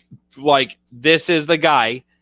He was cursed as a child simply because his dad wouldn't make a boat for a warlord to go and conquer some stuff. And he can only speak in lies. So if I was in a party and you ask me anything, I can only speak in lies. Now, insight check. How long does it take the party to figure that out? Just insight check. One good insight check, and your cover's blown. Yep. They nat 20 on an insight check. So it's essentially like this. Literally insight. Yeah. You basically it's the counter to the deception. Yeah, exactly. Well, no, but that's the thing. And then obviously the kleptomania, so I'm constantly like I can't help but take shit. So I literally who knows? A character might try to go attack somebody with a sword or with a bow, and I just so happen to have it. I don't know why, but I do. Not a lot of people are fans of PvP within the party. That was the biggest thing I told him. It's not PvP. I'm not fighting you. I just You're going to cause PvP by stealing their shit. Yeah. You're going to die. At the same time, what I would do, because at my table, I tell all of my players, everything is on the table. You want to PvP, you want to steal from the party, you want to backstab the party, you want to do this, you want to do that. It is on the table. And all of the players, every single one of my players, to be a part of my campaign right now, they have to agree, okay, yeah, that's on the table. Okay, I accept that. Well, and one of the things is, the only thing I'll give you is that this whole like kleptomania crap and like lying to people all the time, it breaks my character's soul. He doesn't like it. He hates it. He hates that he can't just look at somebody and say, I like you, you're a cool person. He literally has to look at them and say, you're the scum of the earth, get the fuck away from me. Because he, you know, and here's the thing, is he can't just say it like normal, right? He can't just like embrace somebody and say, thank you for having my back. He has to shove them away, kick dirt in their face like the lie is real. I want this character in my campaign because I just thought of something really great. But his whole goal is to get back at the warlord and to get rid of these two curses on him, which is the kleptomania and the pathological lying. Oh, I don't. I have a whole thing now of what I want to do. That's going to make you as a player go, oh, and then everybody else go. Yeah, don't tell him in case we get here. Yeah, no, don't entice him. I want to entice him. But be my player.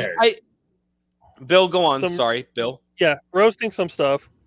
Depending on how strong the curse is, even something simple as greater restoration could get rid of it.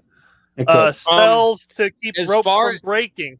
Hold on. Spells to keep rope from breaking and spells to keep glass from breaking. Hey, there we go. There's the holy water on your neck. Put it somewhere besides your neck. You know, there's the curse that I was thinking of was an ancient magic. All ancient, all magic ancient, homie. Yeah. Greater restoration. No. Divine spell. All right, fine. An original magic. The closest the closest to as pure as it can get. It was I don't know why the warlord had this thing, but it found a way to take one of these. Basically got cursed by the goddess of the weave, the creation of all magic. Well, hold on. That was essentially because I want to make it hard. Like, it can't be easy to get rid of this crap. No. There can be a couple of things that can like, temporarily disable it. Level spell. Yeah, greater restoration's very long away. Greater restoration's like way the fuck up there in spells. And even if you were gonna pay like a wizard or a sorcerer to use it, or even a cleric to use it, you're like gold. Yeah, a lot of gold. You're like so it would be a while. My goal with this character is twofold. I want to have a really good story with a character, right? Because I've been thinking about this. And two, I want the character to be endearing. Also, I am the type of person, and I haven't practiced it in a while, but I used to be good at it. I can cry on command. I can do emotions on command. So I was thinking about this. I want to have a character. You have to role play that deep, homie. I appreciate it. I appreciate it. I don't, but I will. He will, Bill. He will. But that was my thing, is I want this character who all he can do is lie.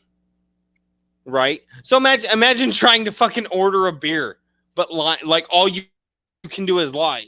You can't tell the guy, just give me a fucking beer. Language. And he goes, what do you want? And he goes, PG-13. I want you to stop asking me a question.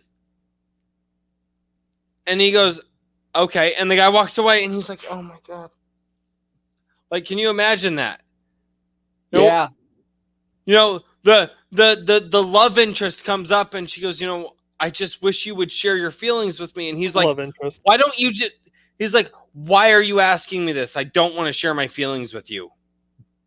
That, or why are you talking to me? Who gave you this authority? Like, he just, this whole, and then while she's walking away, he literally just like snatches the coin purse off of her. Like, and he doesn't want to do it.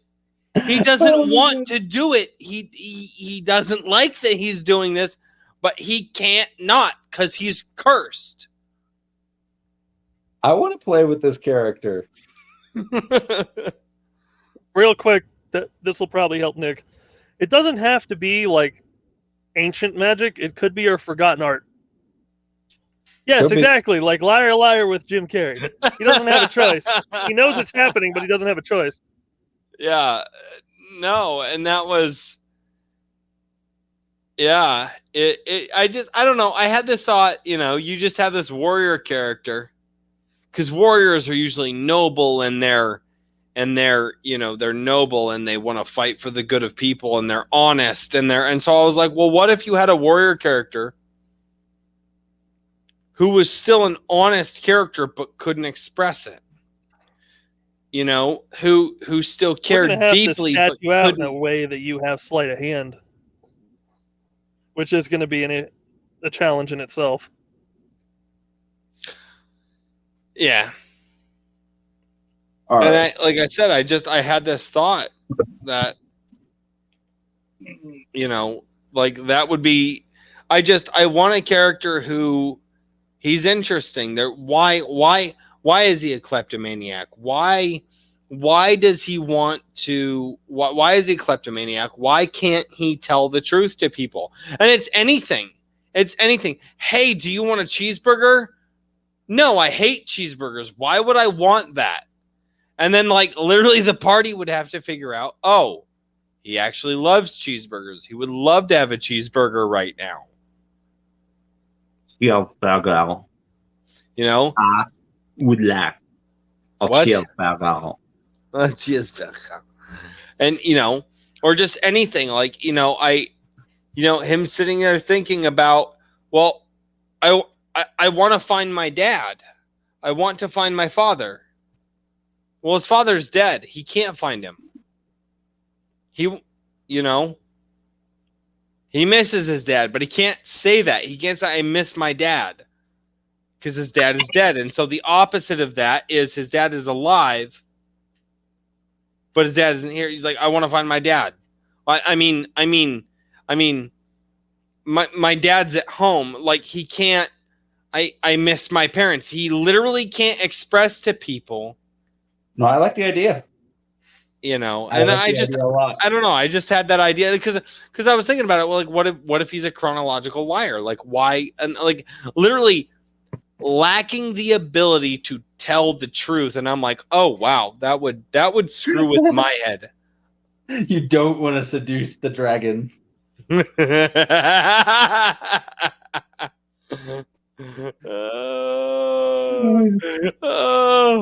Oh, that took a dark turn.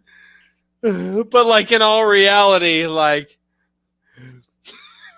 because like, if like you have to, I want to seduce the dragon. You do? I want to seduce the dragon. Okay, thank you. No, I want to seduce the dragon. You do? Fun fact, it's a male dragon. Enjoy. All right, you're taking 28 d6 damage. What? I thought I was seducing the dragon. Like, you seduced the dragon. Start rolling piercing damage. I have a question. And I'm going to ask some things that I think are effed up, but talking to you D&D people, I realize it's not effed up. What do you mean? Is there you people? I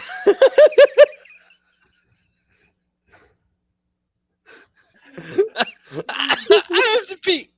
I have to pee really bad. I miss Tropic Thunder. That was such a good movie. Oh Like, what do you man, mean, I you have people? to. I have yet Well, what to do see you it, mean? You people. Dude, What do you mean, you people? Dude, it's fantastic. Ugh. Ugh. Resistance to diseases. You may have to clarify that slightly. Yeah, clarify that slightly, Mr. Slayer. So here's yes, where I'm at. Is there a way to tie the lying to the dice roll? Because my character is a chronological liar, so every dice roll that I do is a deception not check. opposite, but no, you do. Yeah, you do a deception check, and depending on depending on how good that deception roll would be, just how it's basically like how believable is your lie. So you're either standing in front of a totaled car saying I didn't do it, or you're lying your way through a bar exam. Like, yeah, you know, it's literally, it's how I would do it is you say, I want to seduce the dragon. All right, roll a deception roll. Okay, well, that's a 16 on the die plus 4. Okay, roll an insight roll. Okay, that's a 4 on the dice. Yeah, he wants to seduce the dragon. He really does. He believes that's it the fully. thing. Like, with your deception, all you have to do is roll higher than somebody that's trying to figure out if you're lying. So, that's the thing is like, but I'm not trying to deceive. I know, but it's because of the curse that you have to. You don't have it. Okay, yeah, okay. I get it. Okay. That makes sense. So I have to. Okay. Yeah. But yeah, but that would be the two things. So how would you handle the kleptomania, right? Like, sleight of hand. Basically, it's a sleight of hand roll versus a perception roll. So pretty much you're like, all right, I'm going to try and steal their coin purse. Okay, give me a sleight of hand. Okay, that is a 19 on the die plus 7. That makes it a sum total of 26. Okay. Also, if we use something like Roll20 to play this, you can private message the dungeon master. You don't even have to say anything. Yep.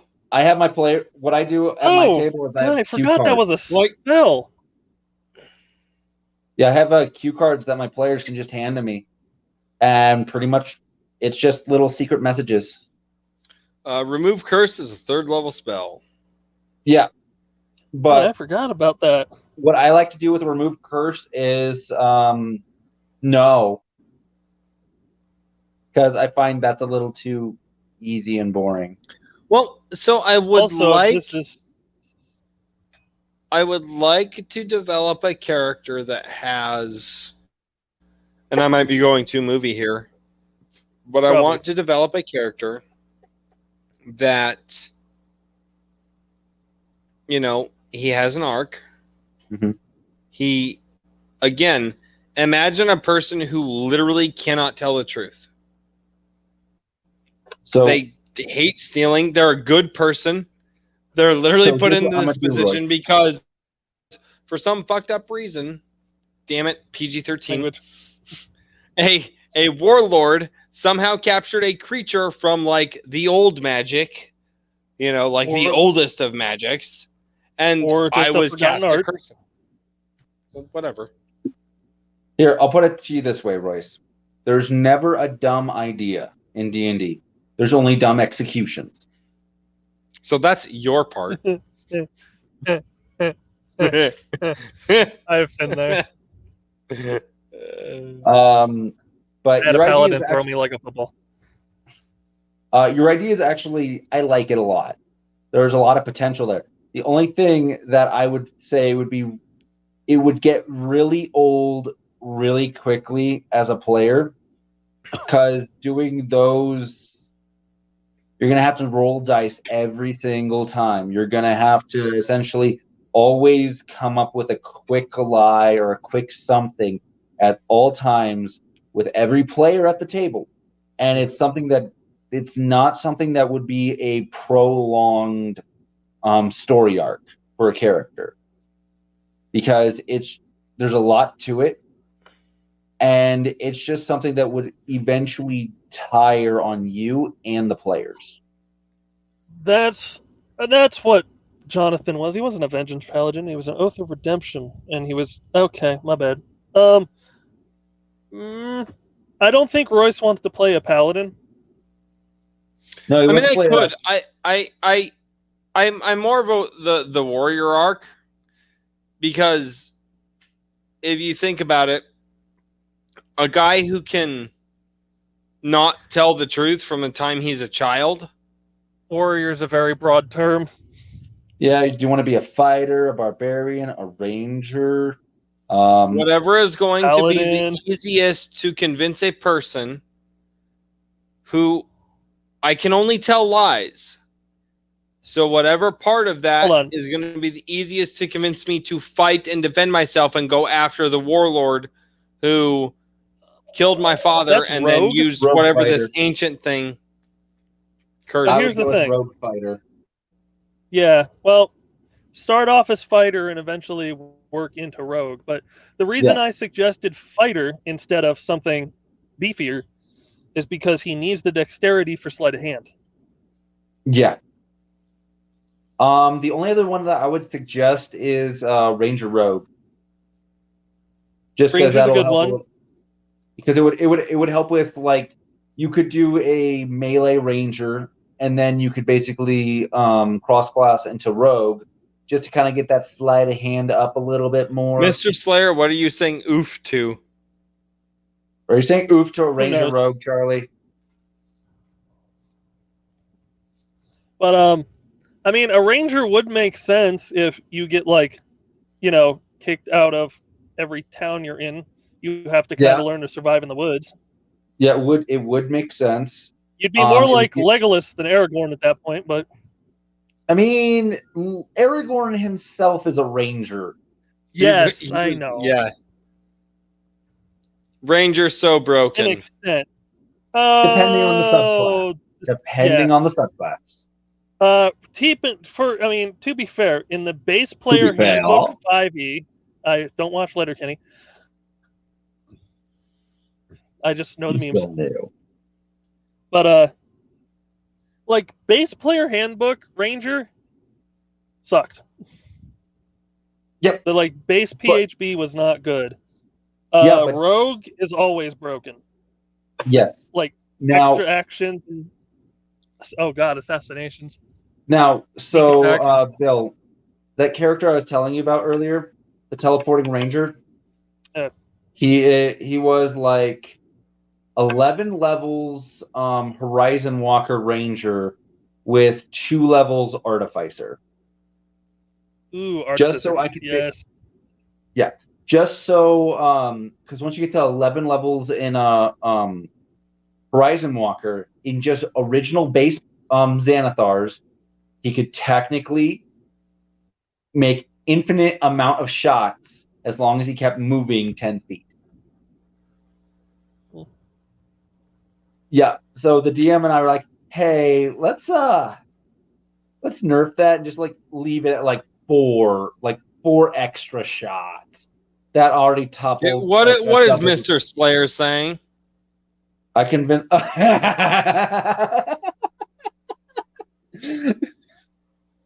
Okay. So this goes on to another Elseworld story that Charlie and I were in. He's playing this Tortle, who his whole shtick is he talks slow. Hold on, real quick. Tortle. Just think Teenage Mutant Ninja Turtles. Yeah, he's literally a 6'7" human turtle person. It's a tortoise. Yep.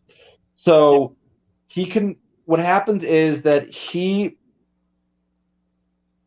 pretty much goes on this weird ass journey, becomes a villain.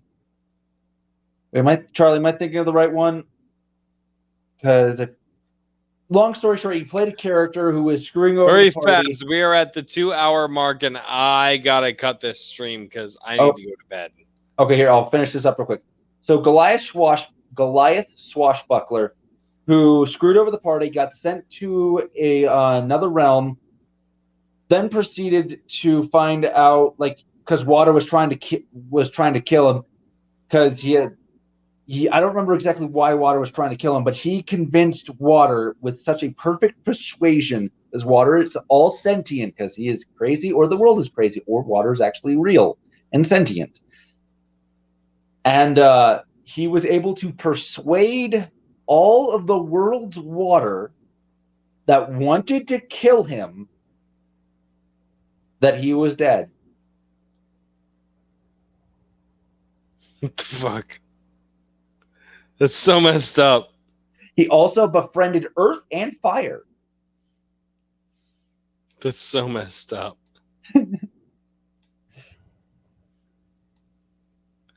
All right. And with that being said, this has been a Drink with Crazy. Guys, you got anything that you want to say? Convoy Bebop will let you go first.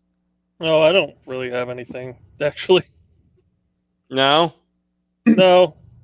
I had another story, but I got cut off 8 times, so I gave up. Sorry.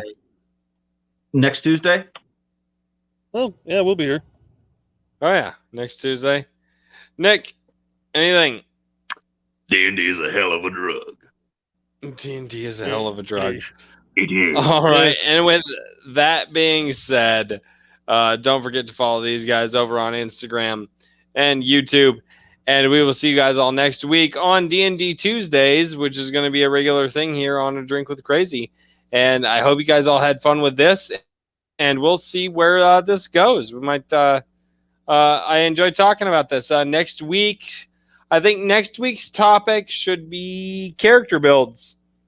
Crazy character builds. What you can do with different characters. How you can make the characters. And get into all that stuff. Yeah, I'm down. You good with it, Bill? Huh? Yeah. Yeah. All right. We'll get into deals with the DM. Those are deals with the DM. Oh, great. Now we're meeting the cocaine dealer behind the shop. Yeah. Why it's okay and also not okay to fall into stereotypic tropes with the class you pick. Yeah. Do I want to have a storyline where my character is only tragedy and only extra edge? Rogue Ranger. Yeah. I mean, do you want to buck the norm and have a rogue whose parents are alive? Yes. For one. Oh, well, better yet. Do I have daddy issues or mommy issues? I am either A, a bard, or B, a warlock, or C, a warlock bard. I had a good relationship with my parents until I blew up half the town. Yeah, my character invented gunpowder by accident. Oh God, I love this. I'm gonna love this. All right. So next week we are talking about character building and how that can go horribly awry or horribly really right or wonderfully right or whatever all that crap is. Yeah. So join us next week. We'll see you on D&D Tuesdays. This has been a blast, guys. Thank you so much. And just remember, anything's possible if your DM says yes. That's not even a joke. Then you just gotta roll and hope it works. Yep. Just gotta roll.